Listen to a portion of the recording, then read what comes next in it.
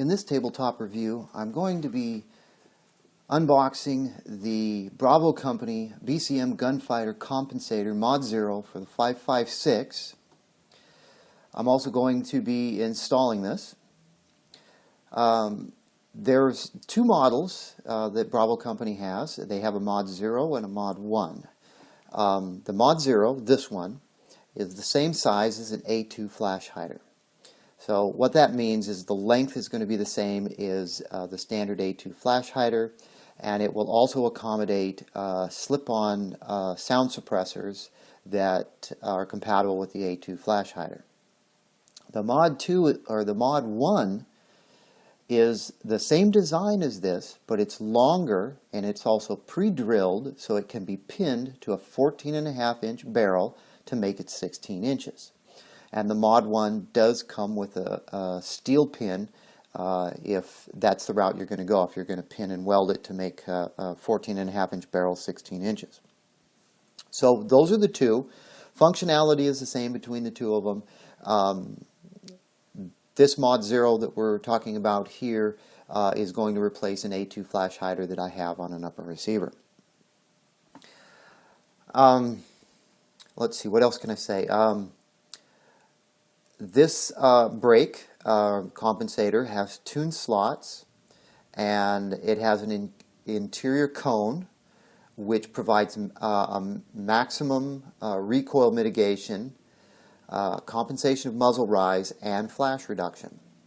But let me state that this is not marketed as a flash hider, so its flash hiding characteristics is secondary to its primary function, which is as a compensator or a brake. This BCM Gunfighter Mod 0 is designed to have less side blasts and noise, which is associated with typical compensators. And what that does is it makes it a good comp or a good brake if you're working in small teams for close quarter combat. It's stainless steel construction for maximum corrosion resistance. It includes a crush washer, and Bravo Company recommends that this be installed by a qualified military armorer. I don't think that's necessary, but you should have the proper tools to install this. We'll discuss that when we get to the section where I actually install this on an upper. I'll discuss what you should have to do this. So this is the packaging that it comes in.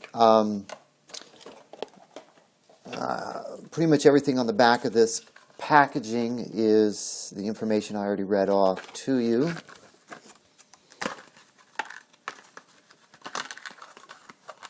Let's open this up. Crush washer. And then, of course, the brake. It has a nice black finish, which matches most barrels that I've seen.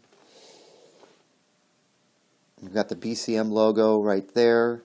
The BCM logo is actually on the top of the brake.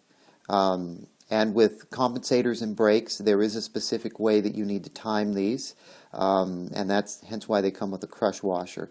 This flat area right here has to be on the absolute bottom of your barrel, and that's basically to keep, if you're in the prone position doing firing, if you do not have this lined correctly, let's say you don't pay any attention and you do put this on the bottom, you're going to get muzzle blast out of the bottom, which is going to blow up dirt, and that will affect your field of view or get into your eyes. So if you're going to install this, you want to make sure it is timed correctly. That's the correct term, is timing, but I use the word alignment. This is the bottom, this is the top, and you use the crush washer to in conjunction with this to make sure that you can get this tightened up and aligned correctly. This isn't the first Bravo Company brake I've used. I've used the Mod 1 on a different rifle. I've used a couple Mod 1s on different rifles. They do an excellent job of recoil mitigation, and they are actually pretty good at flash hiders. But if you're in a situation where you need maximum flash reduction, this is not the item for you. That's not its primary purpose. So keep that in mind. You will need either a crescent wrench or a armorer's tool for installing this. And we'll get to that right now. I'll reposition the camera and we'll go ahead and put this on an upper receiver I have. Okay, moving on to the installation of the Bravo Company Mod Zero Compensator. You can see I have my upper receiver in a clamped vice block assembly, which is designed for holding an upper receiver. I also have the rear reinforcement piece here inside of the upper receiver to keep the upper receiver from crushing and or twisting as I apply some torque onto the barrel. Now let's get this aligned here. So you're going to best do this, you're going to need a vise, the vice block assembly to hold your upper receiver. You're going to need either a crescent wrench. Well, I don't recommend a crescent wrench. I recommend a proper tool that has a 1/2 inch opening on it where you can get a torque wrench on. This is a USGI barrel nut tool. It also has a facility to do the flash hider. And this obviously is an A2 flash hider right here. Now the only problem with some of these tools is some torque wrenches and some other non-torque wrenches. The heads are too big and cause clearance problems. Hopefully I don't have that problem today. This is optional, but I normally recommend some anti-seize grease. Again, this is the Aeroshell 33 MS. This is the military spec grease. It's not as important to put this on your muzzle device because it's steel on steel for the most part, but I do it anyway. So this A2 flash hider here already has it has a crush washer on it. I'm not going to use this crush washer. I'm going to use a new crush washer, although you can reuse crush washers if they're not too smushed. That's one of my favorite words, smushed. With the crush washer, I've had a few people ask me about this as well. The technical manual for the M4 and the M16 shows that the tapered end of the crush washer goes against the barrel, and you'll see in on this upper receiver, this is a Palmetto State Armory upper receiver and it was assembled by them, they also have the crush washer and the proper orientation on this barrel. So I'm going to go ahead and get this A2 flash hider off. To remove it, I'm going to use a standard socket wrench, not a torque wrench. It is recommended, or I recommend, that you do have a adjustable torque wrench in 1/2 inch so you can put the proper torque on your muzzle device. But with that said, since we are using a crush washer, even if I torque this down to 20 foot-pounds, it may not be aligned correctly or timed correctly. So I may have to go past the 20 foot-pounds of torque to get the proper alignment. But I'm going to use the torque wrench to make sure I get at least 20 foot-pounds of torque on this.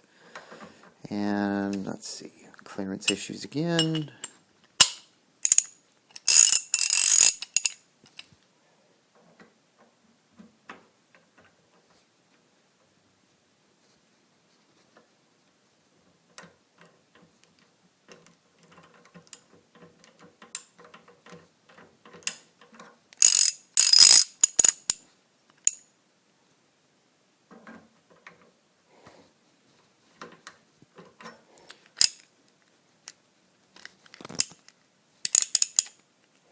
Okay, fiddle with my socket wrench a little bit here.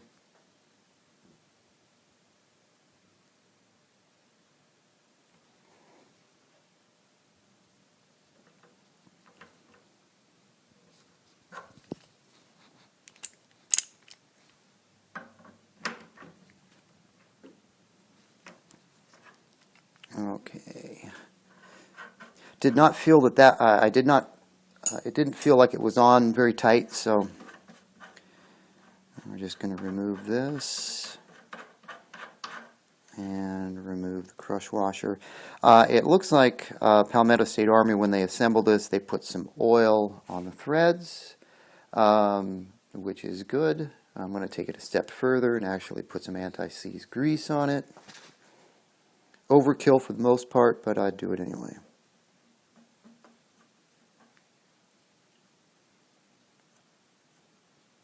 I'm not cleaning off whatever oil was already on there. Just going to leave it.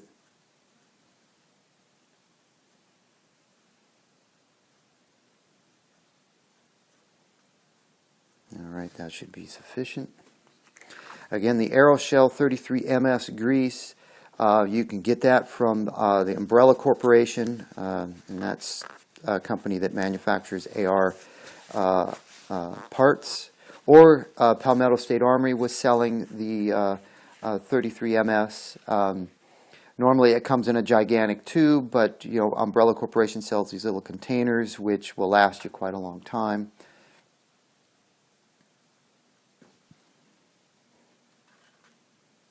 A new crush washer.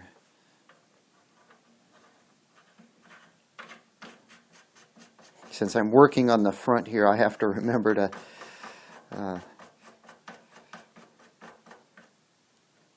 okay, so we are way off. I'm hand tightened here. This is the bottom. I've got to tighten this down so this aligns at the bottom.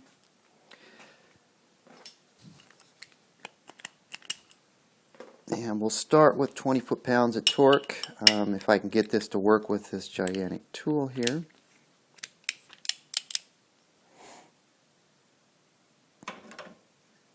It may not fit too well. The head on this torque wrench is a bit big. Yep. It's not going to fit.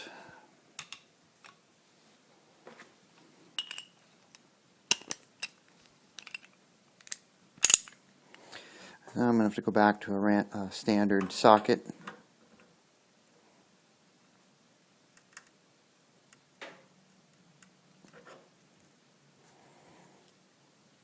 And I'm going to have to do this a few more times, which I'll do off camera, and I'll come back to,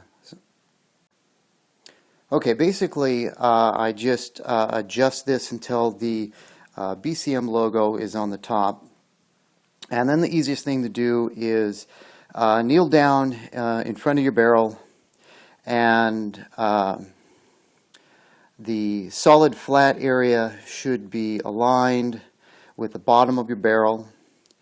In this instance, I'm actually looking at the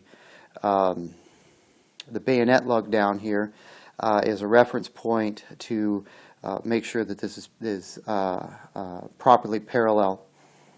So it's not too difficult, but when you're adjusting it, kind of get it in the right area and then make small incremental adjustments to it.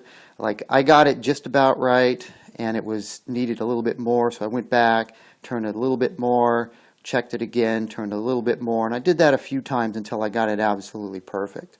So in this instance, if you do have the torque wrench, use it to get the 20 foot-pounds, but you're going to probably have to go past that using the crush washer.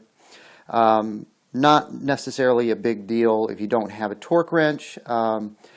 Just go back and use a standard socket wrench, and you just don't want to get too crazy. This isn't like a barrel nut. You don't need that type of torque on something like this. So anyway, that's the installation. Pretty straightforward. I will cover this in a range shooting video. On the next range day, you'll see me shoot this upper with this brake on it. So that's going to wrap up this review of the Bravo Company Gunfighter Mod Zero brake, tabletop review, and installation.